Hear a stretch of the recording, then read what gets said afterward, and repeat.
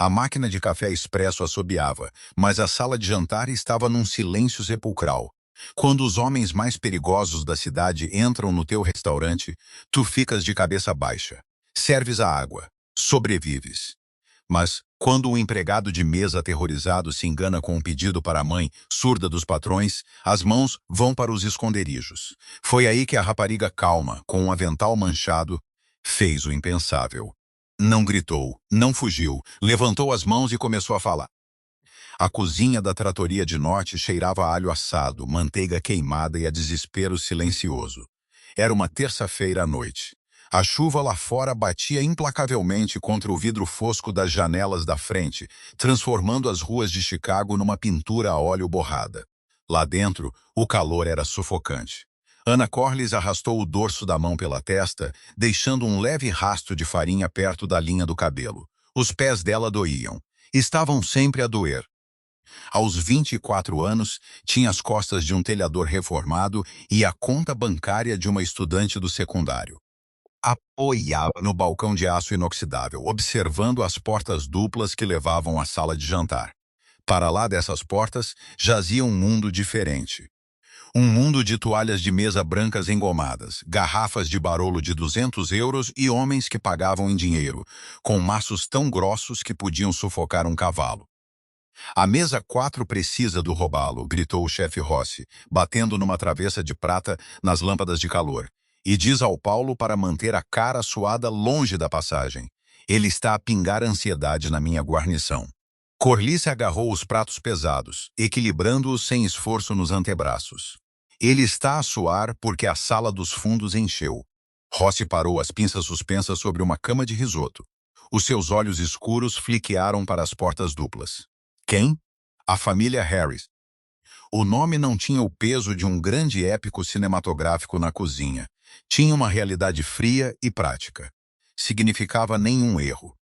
Significava que os empregados de mesa andavam mais devagar.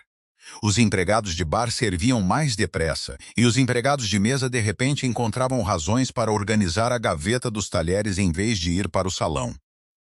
Drayden Harris herdara o negócio de família há 6 meses, depois de o pai ter apanhado uma bala à saída de uma padaria em Cícero. Drayden não era da velha guarda. Não usava fedoras nem beijava bochechas. Tinha 32 anos, um corpo de pugilista peso-pena e dirigia a sua organização com a eficiência implacável e estéril de um predador corporativo. Era um homem a afogar-se numa guerra que não começara, e a pressão irradiava dele como o calor do asfalto. Corliss empurrou as portas e navegou pelo chão lotado. Manteve os olhos neutros, a expressão cuidadosamente em branco. Era um mecanismo de sobrevivência que ela tinha aperfeiçoado ao longo de 3 anos na indústria de serviços. As pessoas não queriam ver os empregados. Queriam que a comida aparecesse magicamente. Enquanto entregava o robalo a um par de turistas alheios, deixou o olhar deslizar para o recanto no fundo da sala. Era ligeiramente elevado, parcialmente obscurecido por uma corda de veludo e uma pesada divisória de carvalho. 3 homens sentavam-se à mesa, ladeados por outros 2 que montavam guarda junto à corda de veludo. Drayden Harris sentava-se à cabeceira. Vestia um fato cinzento carvão que provavelmente custava mais do que o aluguer de Corliss num ano. A gravata estava ligeiramente solta. O cabelo escuro, despenteado por demasiados dedos a passar por ele, estava flanqueado pelos seus tenentes, homens de ombros largos, pescoços grossos e olhares planos e mortos. Estavam inclinados, a falar em sussurros urgentes. Mas não eram os homens que captavam a atenção de Corliss. Era a mulher sentada à direita de Drayden.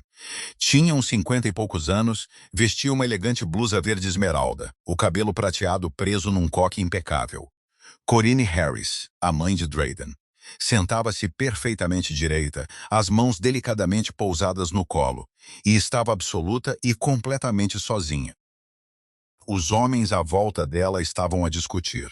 Corliss conseguia ver os movimentos bruscos e agressivos das mãos deles, o aperto das mandíbulas. Corinne espreitava de rosto em rosto, tentando captar a forma dos lábios deles. Era surda. Corliss tinha ouvido os sussurros dos empregados mais antigos, os rumores de que a mãe do chefe vivia num mundo de silêncio absoluto. Corinne inclinou-se ligeiramente para a frente, tentando acompanhar uma troca rápida entre Drayden e o homem do outro lado da mesa. Mas os homens falavam uns sobre os outros, olhando para a mesa, cobrindo a boca com as mãos enquanto planeavam. A testa de Corinne franziu-se. Tocou gentilmente no braço de Drayden. Drayden não olhou para ela, apenas lhe deu um leve tapinha na mão, um gesto dispensador e automático, e continuou a falar com o seu tenente da esquerda. Corinne encolheu-se de volta na cadeira. Os seus olhos, um azul impressionante e claro, turvaram-se. Pegou no copo de água, bebendo um gole lento, olhando para a toalha de mesa branca. Era um fantasma no jantar da sua própria família. Corliss sentiu uma torção súbita e aguda no peito. Não era pena. Pena era barata. Era uma frustração feroz e familiar. Ela reconheceu aquele olhar. Era o mesmo olhar que o seu irmão mais novo, Sam, costumava ter à mesa de jantar quando os pais discutiam as contas, falando demasiado depressa para ele ler os lábios, deixando-o isolado no fogo cruzado. Sam tinha partido há 4 anos, mas o fantasma do seu isolamento vivia nos ombros curvados de Corinne Harris. Ei, um toque agudo nas costelas quebrou o transe de Corliss. Era Paulo, o gerente de sala. O seu rosto estava oleoso de gordura e pânico. Para de olhar para a mesa de trás. Queres que nos atirem a todos? Estou só a olhar, murmurou Corliss, virando-se. Não olhes. Não respires perto deles. Deixa o Kevin tratar disso. Corliss franziu o sobrolho. Puseste o Kevin na mesa dos Harris. Ele começou há 3 dias. Deixou cair uma bandeja de copos de água hoje de manhã porque uma buzina o assustou. Ninguém mais queria pegar nisso, sibilou Paulo, limpando a testa com um guardanapo. Eu disse-lhe para só tirar o pedido e sair. Vai correr tudo bem. Corliss olhou de volta para o recanto. Kevin, um jovem de 19 anos desajeitado com um corte de cabelo terrível e mãos visivelmente a tremer, aproximava-se da corda de veludo. Parecia um cordeiro a caminhar para o matadouro. Claro, disse Corliss, a voz seca. Tudo bem. A tensão no recanto era palpável. Podia-se pendurar uma toalha molhada nela. Drayden esfregou o ponte do nariz, exalando uma longa e ofegante respiração. Não dormia há 48 horas. Os carregamentos nos cais estavam parados, os sindicatos estavam a esvaziá-lo, e os federais estavam a farejar as suas fachadas legítimas. Levar a mãe para jantar de aniversário era suposto ser uma hora de normalidade. Em vez disso, tinha se tornado um briefing de emergência por cima do antepasto. Diz-lhes que são 20% ou queimamos o armazém, disse Drayden calmamente, a voz um rosnado baixo. Eles não aceitam 20, Dom. Respondeu Arthur, o seu tenente, um homem com cicatrizes. Querem 1/3. Eles recebem 20, repetiu Drayden, os olhos a subirem frios e planos. Ou começo a enviar pedaços da equipa deles por correio expresso. Kevin chegou à mesa. Ficou lá durante 10 segundos completos, segurando um bloco de notas encadernado em couro contra o peito como um escudo balístico, à espera de ser reconhecido. Ninguém olhou para ele. Corinne notou o primeiro. Ofereceu ao miúdo aterrorizado um sorriso caloroso e educado. Apontou para um menu, depois para a imagem do Vitella Scalopini. Kevin piscou os olhos, engolindo em seco. O interlocutor foi abruptamente interrompido. 3 pares de olhos pesados de intenção violenta viraram-se para olhar para o adolescente. O quê? Gritou Drayden. Eu, preciso de tirar o vosso pedido. Kevin guinchou. Drayden suspirou, passando a mão pelo rosto. Dou-me o entrecote, mal passado. Arthur, o mesmo. Pega na caprese para o do meio. Fez um gesto displicente. Apenas tragam comida. Kevin escreveu freneticamente, a caneta a rasgar o papel. Olhou para Corinne. E para a senhora? Corinne olhou para Kevin, depois apontou para Vitella novamente no menu. Tentou articular as palavras, a voz suave e com a distinta cadência dos profundamente surdos. Vitella, por favor. Kevin congelou. Não a tinha compreendido. Olhou para os dedos dela no menu, mas a impressão era pequena e invertida do seu ângulo. O pânico apoderou-se dele. Olhou para Drayden em busca de ajuda, mas Drayden já se tinha virado de volta para Arthur, inclinando-se sobre a mesa a sussurrar furiosamente sobre os horários dos cais. Não estava a prestar atenção ao empregado de mesa. Não estava a prestar atenção à mãe. Eu desculpe, mãe, gaguejou Kevin, inclinando-se. Corinne sorriu, contraindo os lábios.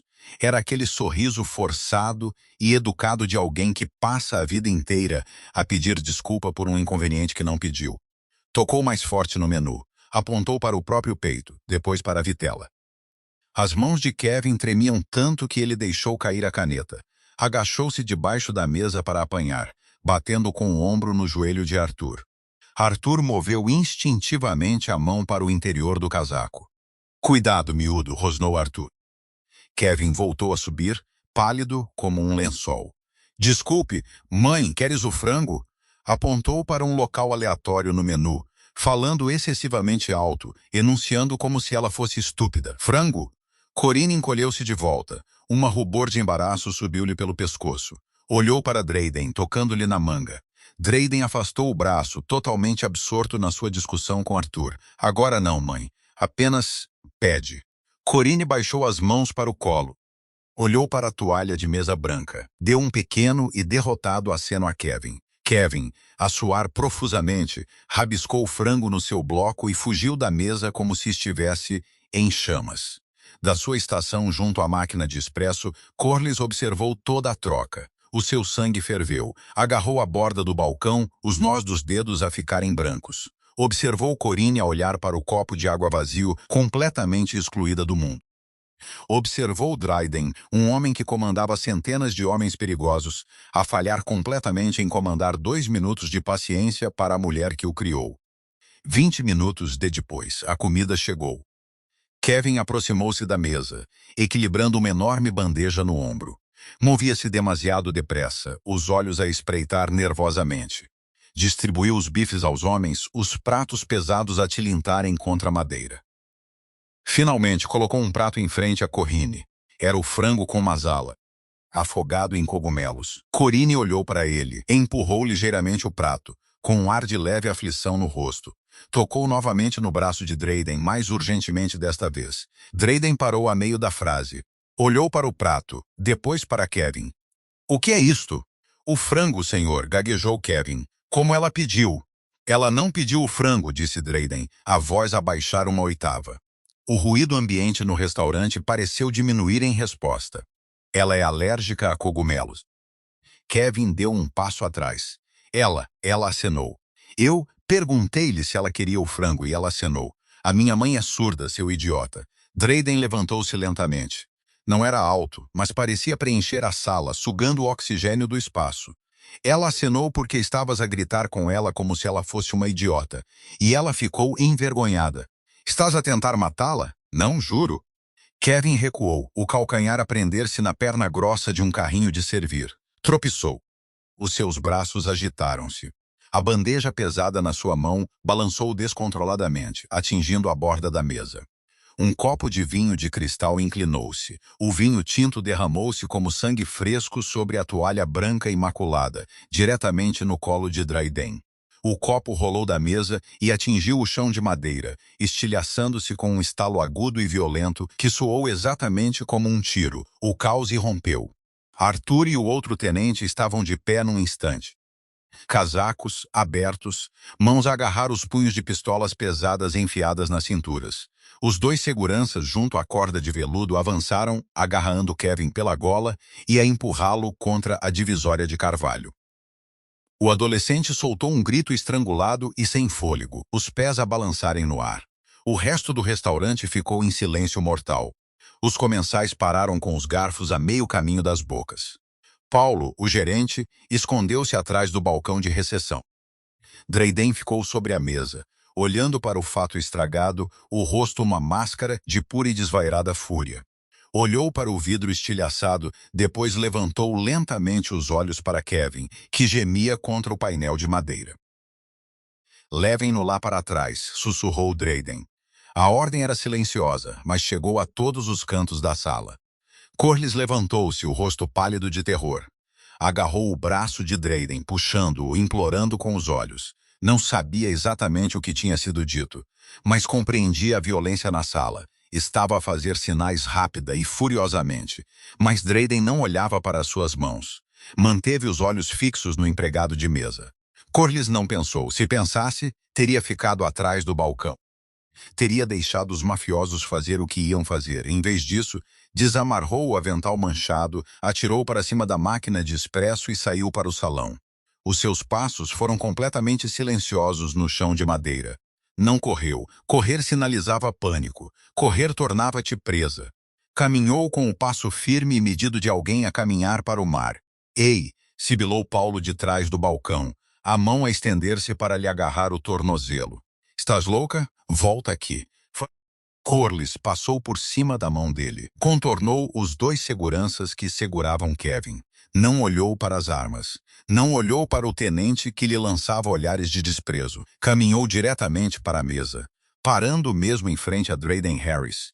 Ele virou os seus olhos pretos e mortos para ela. A veia do pescoço dele estava a pulsar.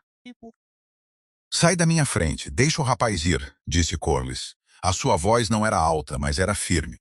Não tinha o tremor que geralmente infetava qualquer um que falasse com o chefe da família Harris. Drayden riu. Era um som seco e feio. Desculpa-me. Ele tem 19 anos. É um idiota e está aterrorizado contigo. Estás a arruinar o jantar da tua mãe por causa de um miúdo que ganha o salário mínimo, disse Corlys, os olhos fixos nos de Drayden.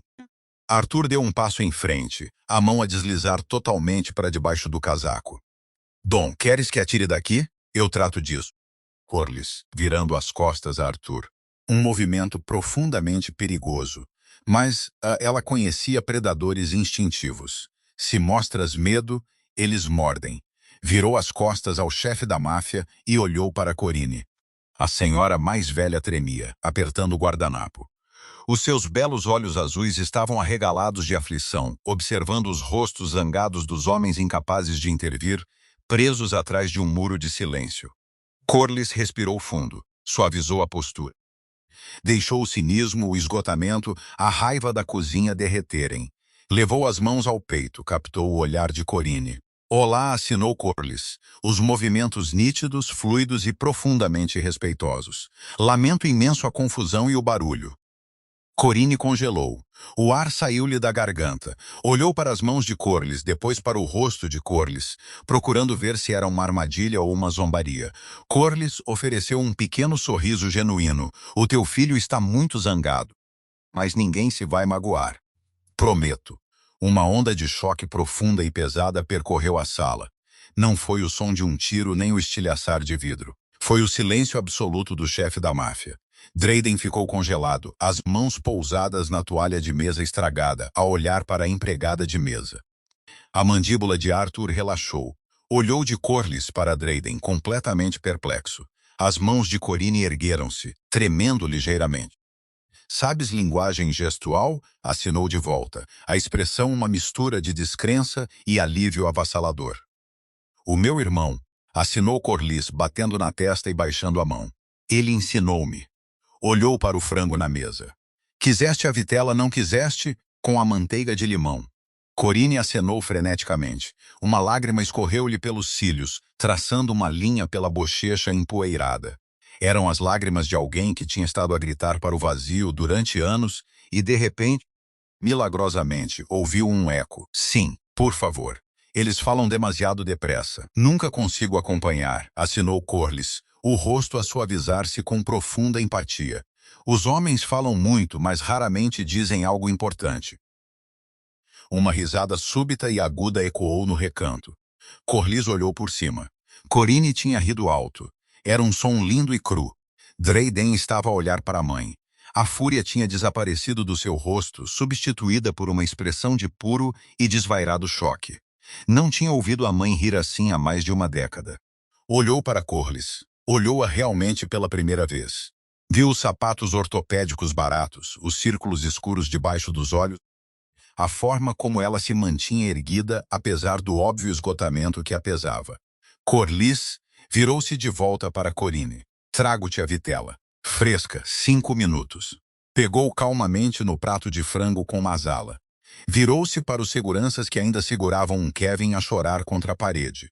Largue-no, disse Corliss. Não assinou. Falou alto, a voz carregada da autoridade absoluta de uma empregada de mesa principal na sua própria sala de jantar. Os seguranças não se moveram. Olharam para Dryden. Dryden ficou em silêncio por um longo momento. Olhou para o vidro estilhaçado no chão. Olhou para a mãe, que estava agora sentada à mais direita a limpar os olhos com um guardanapo, um pequeno sorriso genuíno a brincar nos lábios.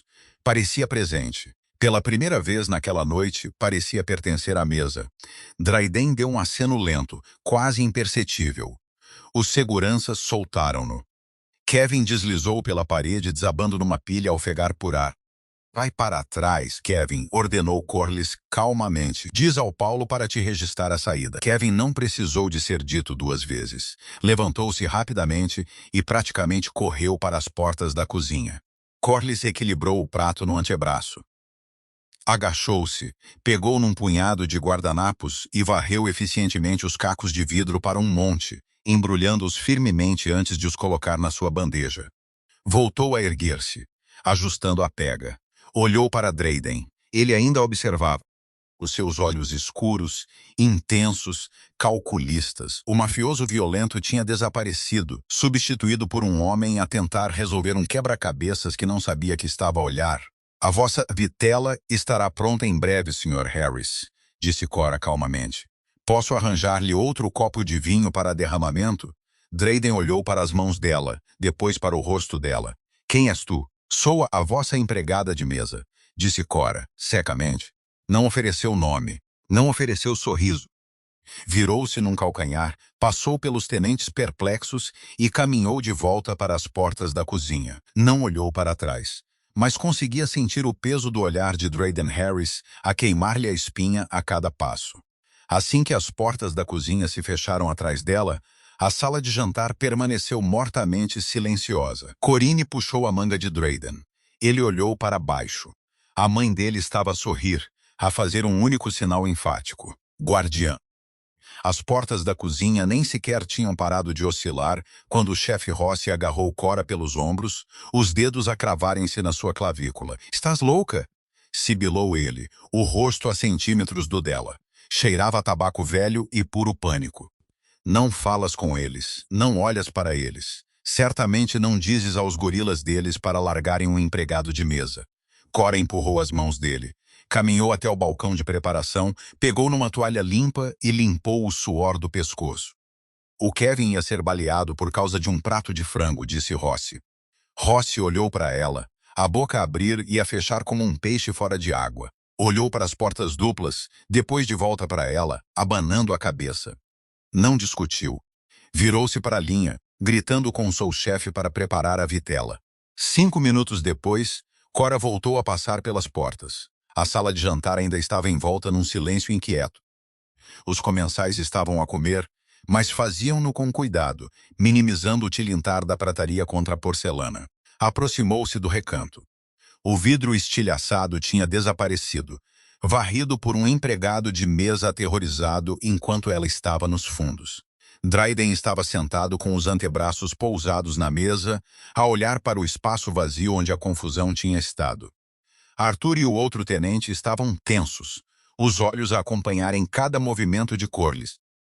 Corliss colocou o prato em frente a Corinne. A vitela estava perfeitamente selada, o molho brilhante e perfumado. Cuidado! O prato está quente, assinou Corliss rapidamente, mantendo os movimentos subtis para não atrair mais atenção do que já tinha. Corinne sorriu, um sorriso real e enrugado que chegava aos olhos. Pegou num garfo e deu uma dentada, fechando os olhos em apreciação.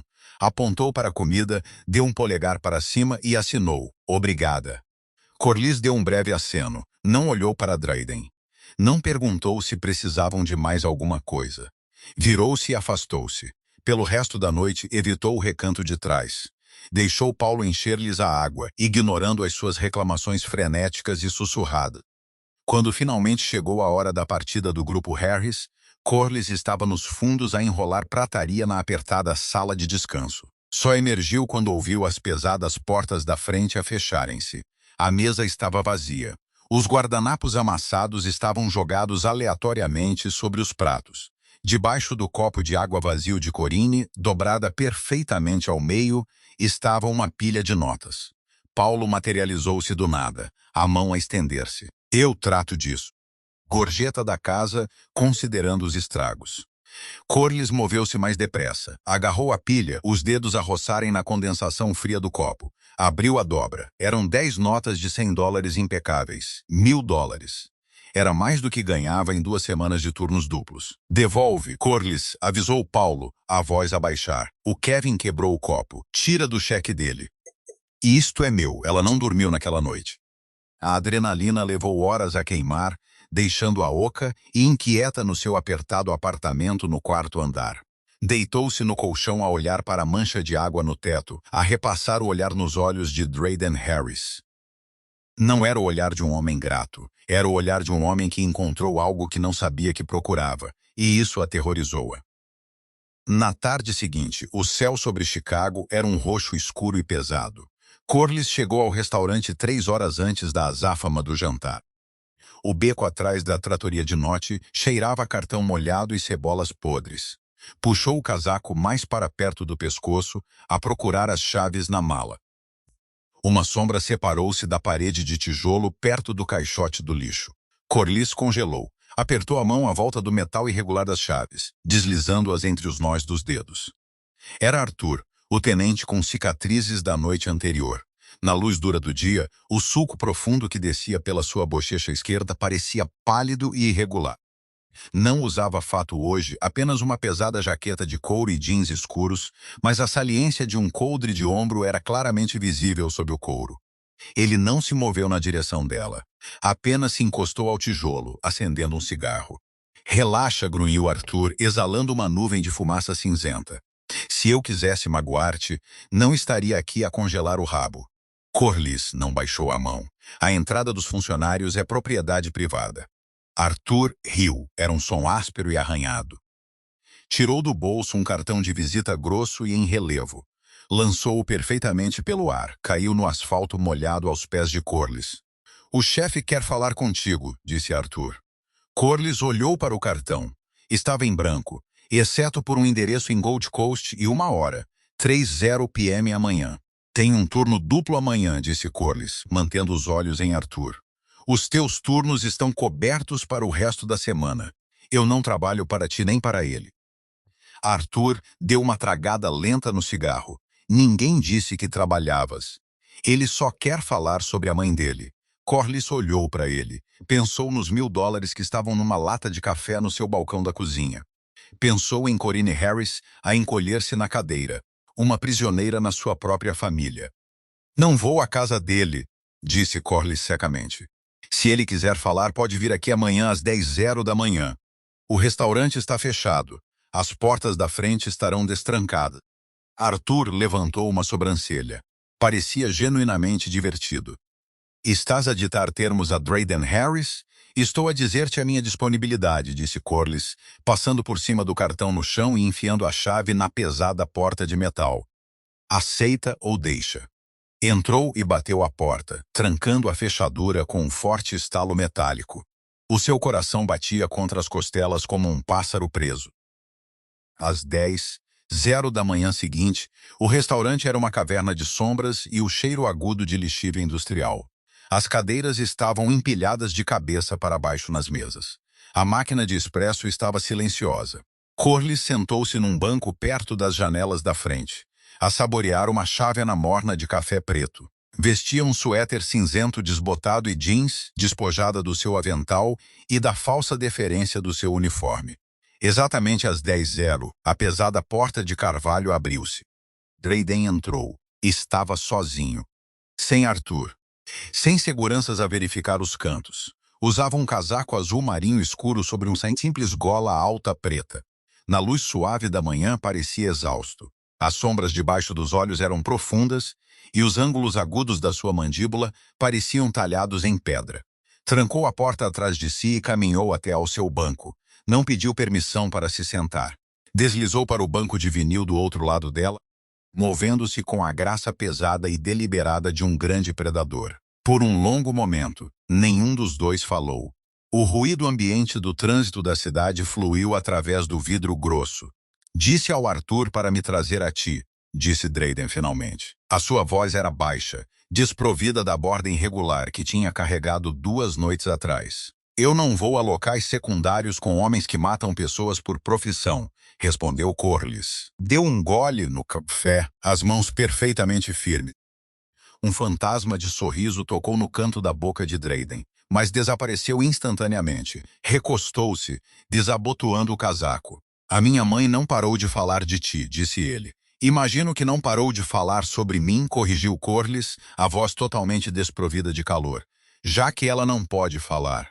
A mandíbula de Drayden apertou-se. Desviou o olhar olhando para as cadeiras empilhadas na mesa mais próxima. Eu sei.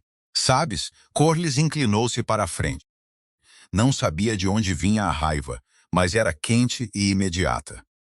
Trouxeste-a para um restaurante barulhento e público, sentaste-a no meio de uma disputa comercial e ignoraste-a durante 45 minutos. Ela pensou que estava a pedir vitela.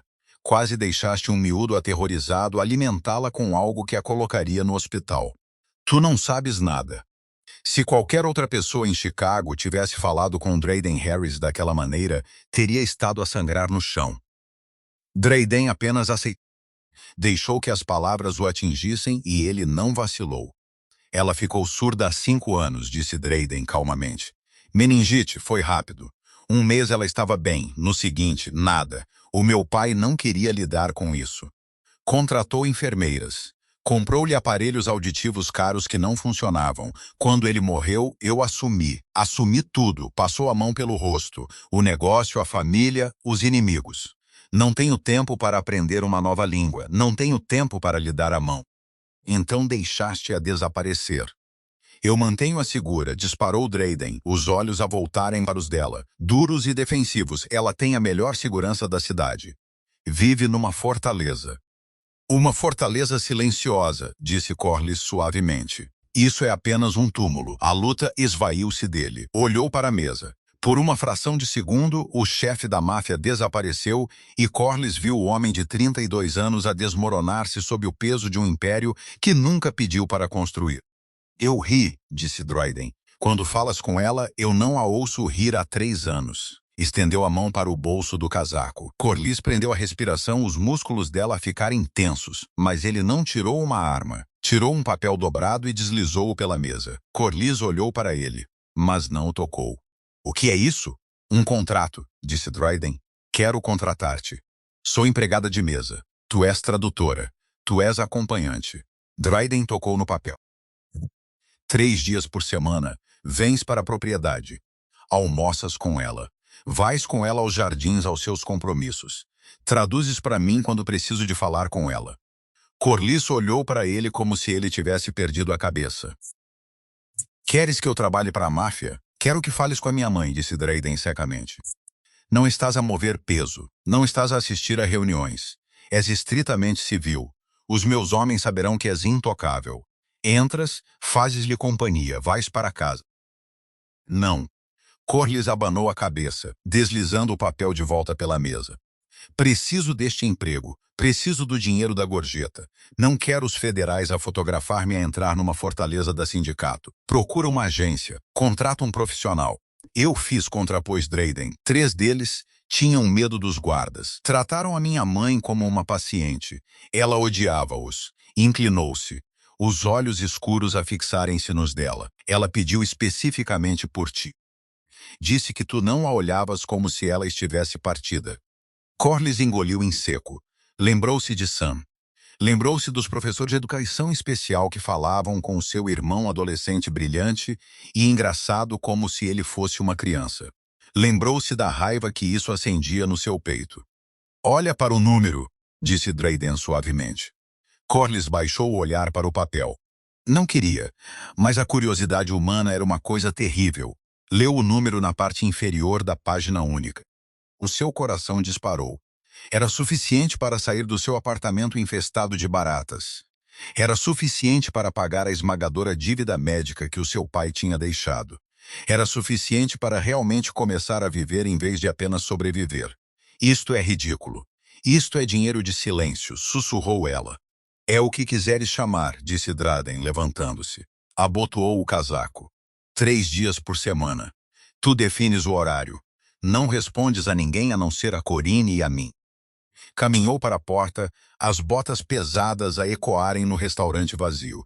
Parou com a mão na maçaneta de latão e olhou para trás por cima do ombro. Eu não tenho medo de ti, Corliss, disse Draden. Foi a primeira vez que usou o nome dela. Soou estranho na sua boca. Demasiado íntimo, demasiado pesado. Mas deves saber que não aceito um não como resposta quando se trata da minha família. Destrancou a porta e saiu para a manhã cinzenta de Chicago, deixando o contrato na mesa como uma arma carregada. Callis olhou fixamente para o papel. Envolveu as mãos à volta da chávena de café fria, tentando parar o tremor nos dedos. Estava na beira de um penhasco e o vento empurrava-a com força pelas costas. A propriedade Harris situava-se atrás de um portão de ferro forjado de 3 metros, numa extensão de Gold Coast, onde as casas pareciam menos casas e mais embaixadas. Corliss saiu do carro de aluguer, os tênis de lona gastos a esmagarem-se contra o caminho de entrada impecavelmente varrido. Sentiu o peso das câmaras de segurança a rastrearem cada movimento dela. 2 homens de fatos escuros estavam junto às portas da frente. Não falaram enquanto ela se aproximava, apenas se afastaram para a deixar passar. O interior da casa era deslumbrante e completamente morto. Os soalhos eram mármore polido que ecoava com cada passo. As paredes eram forradas com arte escura e imponentes espelhos antigos que refletiam os corredores vazios e cavernosos. Cheirava a polidor de limão e a ar caro estagnado. Era um museu projetado para fantasmas. Uma governanta num uniforme rígido levou Corliss escada acima e por um longo corredor, abrindo finalmente um conjunto de portas de mogno pesado. O quarto além era uma estufa envolta em vidro e transbordando de orquídeas e samambaias. O ar aqui era quente, cheirando a terra úmida e a jasmim em flor. No centro da folhagem, assentada numa poltrona luxuosa com um livro no colo, estava Corinne. Ela olhou para cima. No momento em que viu Corliss, a expressão educada e oca que usava desapareceu. O rosto dela iluminou-se com uma alegria cegante e genuína. Deixou cair o livro numa mesa lateral e levantou-se, as mãos já a moverem-se. Vieste, assinou Corinne, os dedos a tremer ligeiramente de excitação. Eu disse-lhe que virias. Corliss deixou cair a mala de lona à porta. Soltou um longo suspiro, a tensão da casa a dissipar-se no calor do sorriso da senhora mais velha. Levou as mãos para cima. Vim pelo dinheiro, assinou Corliss de volta, mantendo o rosto perfeitamente impassível. Corinne piscou, surpreendida pela franqueza, depois uma gargalhada aguda e deliciada irrompeu da sua garganta. Apontou para Corliss, os olhos a enrugarem-se. Bom, pelo menos és honesta. Todos os outros aqui mentem-me. Esse foi o começo. A transição não foi suave. A equipa tratou Corliss com uma mistura de suspeita e medo deferente, incerta de onde a acompanhante se encaixava na rígida hierarquia da folha de pagamentos de uma família criminosa. Corliss ignorou-os. Tratou o trabalho com a mesma garra de operária que aplicava a servir à mesa. Aparecia a horas, fazia o trabalho. Recusou-se a ser intimidada pelos homens com armas a patrulhar o perímetro. O seu trabalho real, percebeu rapidamente, não tinha nada a ver com tradução, tinha a ver com recuperação. Corinne tinha sido despojada da sua autonomia. A governanta pedia as suas refeições. Os guardas ditavam quando ela podia andar nos jardins, Draden ditava o seu horário. Corinne existia num estado de espera silenciosa perpétua. Corliss parou isso no segundo dia, quando a governanta trouxe uma bandeja de salmão escalfado e vegetais cozidos a vapor para o almoço. Colocando-a com um aceno enérgico, Corliss interceptou-a. A senhora Harris não quer salmão hoje, disse Corliss calmamente. A governanta franziu o sobrolho. O Sr. Harris pediu uma dieta saudável para a mãe dele. O Sr. Harris não a está a comer, respondeu Corliss. Virando-se para Corinne, assinou. O que queres realmente? Corinne olhou para a governanta, depois para Corliss. Um brilho travesso apareceu nos seus olhos azuis. Um cheeseburger, com batatas fritas grossas, e uma Coca-Cola. Corliss virou-se de volta para a governanta. Ela quer um cheeseburger, muitas batatas fritas, Coca-Cola normal. A governanta parecia escandalizada. Não posso autorizar isso. Então eu autorizo. Uma voz retumbou da porta. Corliss não saltou. Apenas virou a cabeça. Drayden estava encostado ao batente da porta, o casaco de fato atirado sobre um ombro, a gravata solta. Parecia que não dormia desde que ela o tinha visto pela última vez no restaurante. Os olhos dele estavam pesados, mas estavam fixos inteiramente em Corliss. Empurrou o batente da porta e entrou na estufa. Traz um hambúrguer à minha mãe, Maria. A governanta acenou energicamente e praticamente fugiu do quarto. Drayden parou junto ao vidro olhando para os relvados bem cuidados. Não olhou para Corinne, não olhou para Corliss. Apenas olhou para as águas cinzentas do lago Michigan ao longe. Ele carrega o mundo inteiro nas costas, assinou Corinne para Corliss, observando o filho com uma mistura dolorosa de orgulho e profunda tristeza. Ele acha que eu não vejo porque não consigo ouvir os tiros. Corliss observou os ombros rígidos de Drayden. Caminhou até ele, parando a poucos metros de distância, perto o suficiente para sentir o cheiro fraco e agudo de pólvora e colônia cara a agarrar-se à sua camisa. Fala com ela, disse Corliss suavemente. Drayden não se virou. Estou a falar. Trouxe-lhe o almoço que ela queria. Isso é logística, sibilou Corliss, a voz a baixar para um sussurro áspero. Olha para ela, Drayden. Ela está mesmo ali. Ela não precisa de um chefe. Precisa do seu filho. A mandíbula de Drayden apertou-se. Os músculos do pescoço saltaram. Por um segundo aterrador, Corliss pensou que ele lhe podia dar um tapa. Ela tinha ultrapassado uma linha. Não se dão ordens ao chefe da família Harris na sua própria casa. Lentamente, Drayden virou a cabeça. Os seus olhos escuros encontraram os dela. Havia uma energia perigosa e volátil a vibrar debaixo da sua pele. Tu não sabes o que eu faço lá fora para manter esta casa silenciosa, sussurrou ele. Eu não me importo, disparou Corliss, sem vacilar. Quando passas por estas portas, deixas isso lá fora. Ela não pediu esta jaula. O mínimo que podes fazer é sentar-te nela com ela. Drayden olhou para ela. O silêncio esticou-se, espesso e sufocante. Então a luta esvaiu-se dele. Soltou um suspiro ofegante e virou-se da janela. Caminhou até a poltrona em frente à mãe e sentou-se pesadamente. Corinne olhou para ele, surpreendida. Drayden olhou para Corliss, gesticulando vagamente com a mão. Diz-lhe, disse ele, diz-lhe que o carregamento chegou. O legal, o azeite. Corliss suavizou, levou as mãos e traduziu as palavras observando o rosto de Corinne iluminar-se com o simples ato de ser incluída no dia do seu filho. 2 semanas transformaram-se em 3. O brutal inverno de Chicago finalmente quebrou, dando lugar a uma primavera lamacenta e violenta. A rotina de Corliss tornou-se uma âncora na sua vida já caótica. A sua conta bancária estava cheia, a dívida médica foi paga, tinha deixado o restaurante. Mas em vez de se sentir livre, sentiu uma estranha e apertada gravidade puxando-a mais fundo para a propriedade Harris. Estava sentada no chão da biblioteca numa tarde tardia, a ensinar Corinne a assinar gírias modernas. Corinne ria-se, as mãos formando desajeitadamente os sinais quando as pesadas portas de carvalho se abriram de rompante.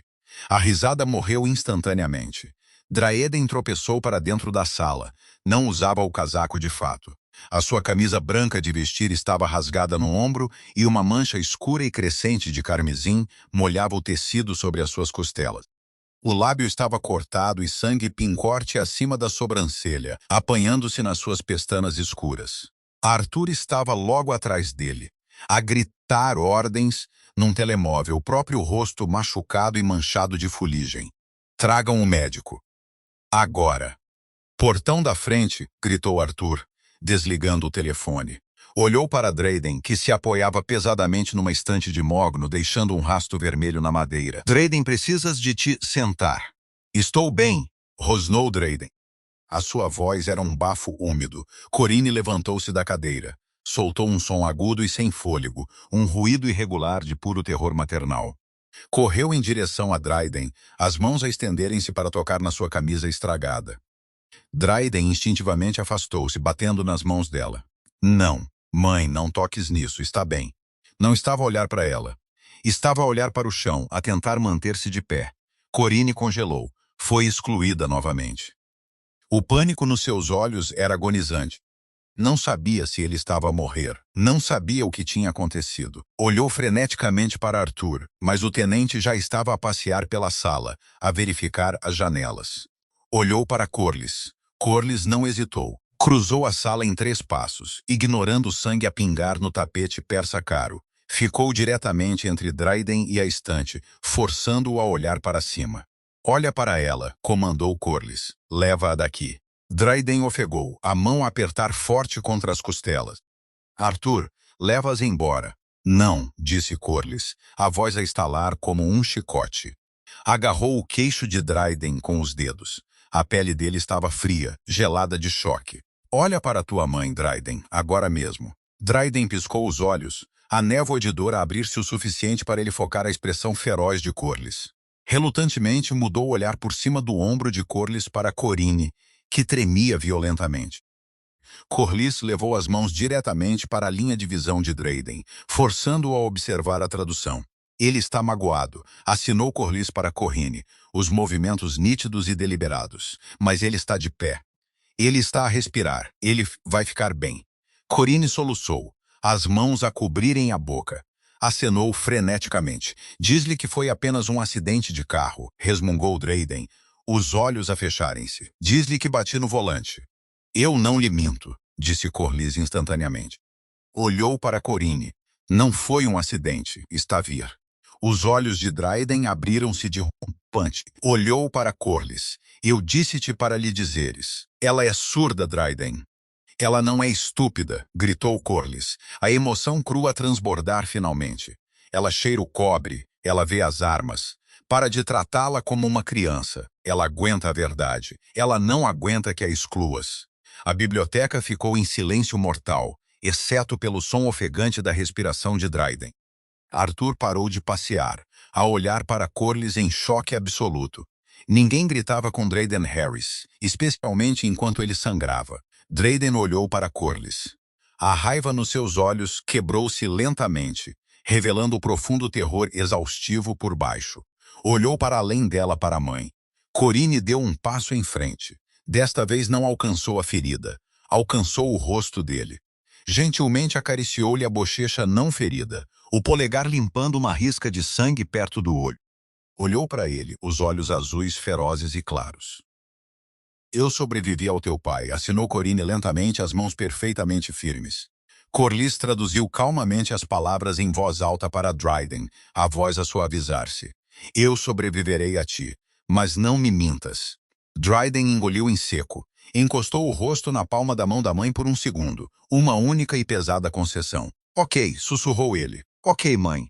As pesadas portas abriram-se novamente e um homem com uma mala médica preta apressou-se, ladeado por 2 guardas. Ponham-no no sofá, ordenou o médico, a pôr luvas.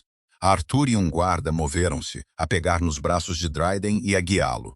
Enquanto baixavam no sofá de couro, os olhos de Dryden voltaram para Corlys. Ela estava de pé junto a Corinne, o braço envolto protetoramente nos ombros da senhora mais velha. Parecia deslocada na sala opulenta e manchada de sangue. Parecia cansada. Parecia desafiadora. E naquele momento, a olhar através da névoa de dor e adrenalina, Dryden percebeu algo aterrador. Ele não a queria ali apenas para a mãe dele. Precisava dela ali para si mesmo. A bala tinha rachado uma costela, rasgado músculo e falhado o pulmão direito por uma fração de centímetro. Durante 4 dias, a propriedade Harris funcionou sob bloqueio. SUVs pretos em marcha lenta junto aos portões da frente. Homens com casacos pesados e olhares duros patrulhavam o perímetro. Dentro da casa, sentia-se como uma cabine pressurizada a quilômetros de altura, à espera que uma janela explodisse. Corlys não deixou de vir. Arthur tentou afastá-la à porta na segunda manhã, citando protocolos de segurança. Corlys simplesmente olhou para o tenente com cicatrizes, deixou cair a mala de lona no chão de mármore e disse-lhe que estava na folha de pagamentos para ver Corinne, não para guardar a entrada. Arthur, talvez lembrando-se da forma como ela comandou a sala enquanto o chefe dela sangrava no tapete persa, afastou-se, Passou as horas com Corinne na estufa. Não falavam do sangue. Não falavam dos homens lá fora. Falavam de jardinagem. Falavam das terríveis novelas que Corinne via com as legendas ligadas. Construíram uma fortaleza silenciosa e impenetrável de normalidade no meio de uma zona de guerra. Ao quinto dia, as pesadas portas de mogno da estufa abriram-se. Dryden estava no limiar. Parecia péssimo. A pele dele estava pálida, esticada sobre os ângulos agudos do seu rosto. Usava calças de fato de treino e uma t-shirt escura que pendia solta sobre as volumosas ligaduras que envolviam seu torso. Apoiava-se pesadamente numa bengala, os nós dos dedos brancos à volta da pega de latão. Corinne largou a sua tricô. Levantou-se, as mãos a voarem para a boca, lágrimas instantaneamente a encherem-lhe os olhos. Dryden ofereceu-lhe um sorriso fraco e exausto. Soltou a bengala com uma mão e desajeitadamente levou os dedos ao queixo, movendo-os para baixo e para fora. Bem. Depois apontou para si mesmo. Depois para ela.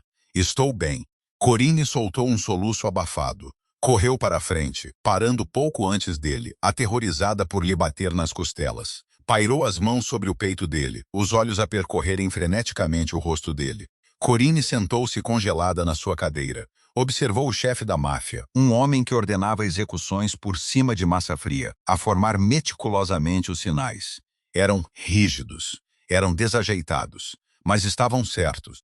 Corinne olhou de volta para Corinne, o rosto irradiando choque absoluto e pura alegria.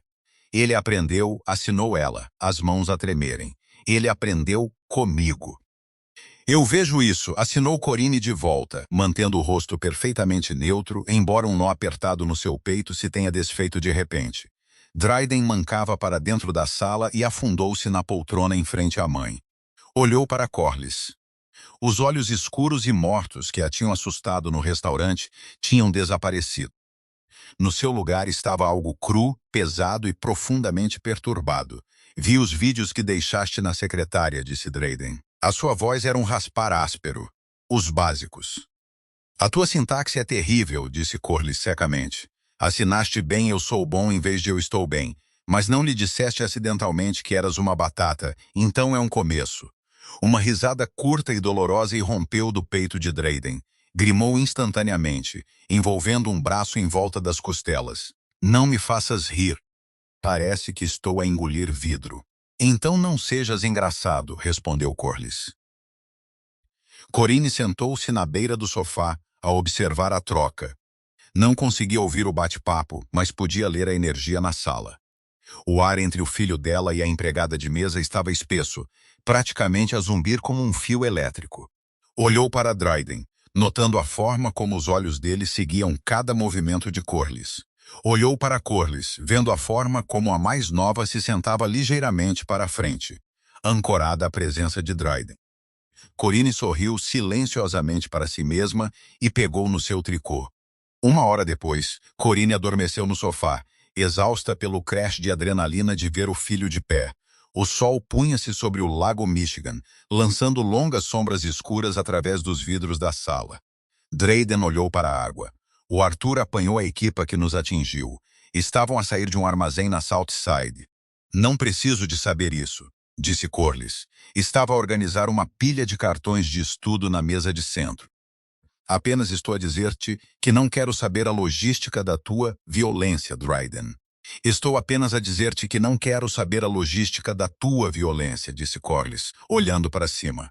A sua voz era calma, mas firme. Eu disse-te que sou civil. Dryden virou a cabeça lentamente. As sombras apanhavam os vazios nas suas bochechas. Tu já não és civil, Corliss. Não és desde que te puseste entre a arma do Arthur e aquele idiota do empregado de mesa. Sou empregada. Tu és um alvo, corrigiu Dryden o tom, ficando sombrio. Inclinou-se para a frente, ignorando a dor óbvia que isso lhe causava. Eles sabem sobre ti, as outras famílias. Têm vigias a observar esta casa. Sabem que há uma rapariga que vem 3 dias por semana e sai 4 horas depois. Sabem que a minha mãe te adora. Corliss parou de embaralhar os cartões. As suas mãos ficaram perfeitamente imóveis. Um frio espinho de adrenalina percorreu-lhe a espinha. Estás a ameaçar-me? Estou a avisar-te, disse Dryden suavemente. Tirou do bolso das calças de fato de treino um envelope grosso e branco. Lançou-o para a mesa de centro de vidro. Aterrissou com um baque pesado ao lado dos cartões de estudo. Há 50 mil em dinheiro aí e um bilhete de avião para Seattle, em aberto. Corliss olhou para o envelope. O que é isto? Uma saída, disse Drayden. Pega. Deixa a cidade. Não voltes. O contrato fica invalidado. Corliss olhou do envelope para o rosto de Drayden. Ele estava completamente sério. As paredes tinham voltado a subir. O predador corporativo implacável e estéril tinha regressado a tentar gerir um passivo. E a Corinne? Perguntou Corliss. Ela sobreviverá, ela sempre sobrevive. Drayden desviou o olhar. Vou contratar outra pessoa, vou fazê-la aprender a língua. Corliss pegou no envelope. Era pesado, era uma nova vida, era segurança. Pensou no seu apartamento apertado, no radiador partido, no medo constante da pobreza que a perseguia desde adolescente. Podia aceitá-lo. Podia fugir. Levantou-se. Caminhou até a cadeira de Drayden. Ele não levantou a cabeça, preparando-se para o som dos seus passos a caminhar para a porta. Em vez disso, deixou cair o envelope no colo dele. A cabeça de Drayden estalou para cima. Eu disse-te, disse Corliss, a voz totalmente desprovida de medo. Eu não aceito dinheiro de silêncio. E não fujo de valentões. Corliss, tu não entendes o que estas pessoas farão. Eu não me importo, interrompeu ela, inclinando-se. Pousou as mãos nos braços da cadeira dele, trazendo o rosto a centímetros do dele. Cheirava a sabão de baunilha barato e pura e desvairada desafio. Sobrevivi a um pai que bebeu a nossa hipoteca. Sobrevivi a um irmão a morrer numa cama de hospital enquanto os médicos o ignoravam. Eu sobrevivo. É isso que eu faço. Drayden olhou para ela, o ar a sair-lhe da garganta. Não podes comprar a tua saída disto, sussurrou Corliss ferozmente. Não podes afastar-me porque tens medo. Vais aprender o resto do alfabeto. Vais falar com a tua mãe e vais lidar comigo. O silêncio que se seguiu foi absoluto. Drayden olhou para a rapariga feroz e bela que o prendia na sua própria cadeira. Tinha passado a vida inteira a comandar respeito através do medo. Quebrava homens, quebrava organizações, mas não a conseguia quebrar. Era feita de algo mais duro que os ossos. Lentamente, dolorosamente, Drayden levantou a mão. Não a afastou. Alcançou e envolveu os dedos longos na nuca dela, o polegar pousado contra o pulso errático a saltar na sua garganta. Corliss não vacilou. Manteve o olhar dele, os olhos a arderem com um fogo desesperado e cínico. Sou um homem morto, Corliss, sussurrou Drayden, a voz a rachar. A admissão saiu dele como sangue de uma ferida. Estou a afogar-me. Então para de esperar, disse Corliss, a voz a baixar para um sussurro áspero e ofegante. Luta. Estou a lutar, respirou ele, o aperto no pescoço dela a apertar o suficiente para puxar uma fração de centímetro para mais perto. Mas se eles te apanharem, se te tocarem para me atingirem, eles não o farão, disse ela firmemente, porque não os deixarias.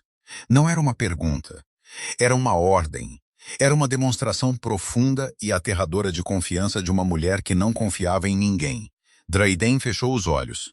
A luta esvaiu-se dele, deixando apenas o esgotamento profundo nos ossos que carregava há meses. Puxou-a para baixo. Corliss não resistiu. Deixou os joelhos dobrarem-se, caindo na beira da almofada ao lado da anca dele, cuidadosa com as costelas vendadas. Drayden enterrou o rosto na curva do seu pescoço, inalando o cheiro do seu sabão de baunilha. Envolveu-a com o braço livre à volta da cintura, ancorando-a contra ele, como um homem a agarrar-se a um pedaço de madeira numa tempestade. Não era um abraço romântico, era desesperado. Era uma colisão de duas pessoas que tinham passado as suas vidas inteiras a lutar guerras completamente diferentes, finalmente a perceber que estavam na mesma trincheira. Corliss pousou o queixo no topo da sua cabeça. As suas mãos calejadas por anos a carregar pratos pesados e a esfregar balcões industriais acariciaram suavemente o cabelo escuro na nuca dele. Do sofá, Corinne mexeu-se. Piscou o sono dos olhos. Olhou para o outro lado da sala. Viu o filho, o chefe implacável e aterrador do sindicato de Chicago, praticamente enrolado no colo da calma empregada de mesa. Viu a tensão completamente esvaída dos seus ombros. Viu Corliss a segurá-lo, os olhos ferozes e protetores, a olhar para a porta. Corinne não fez um som, não bateu na mesa, apenas os observou, uma profunda sensação de paz a assentar-lhe no peito. Eventualmente, Dryden afastou-se. Olhou para Corlys. Os seus olhos escuros estavam claros pela primeira vez desde que a conhecera. Levantou-se e traçou suavemente a linha da sua mandíbula. Tu já não és empregada de mesa, disse Dryden suavemente. Eu sei. Tu já não és apenas uma empregada. Eu sei. Dryden olhou por cima do ombro de Corlys, viu a mãe a observá-los. Corinne ofereceu-lhe um pequeno sorriso conhecedor. Levou as mãos para cima.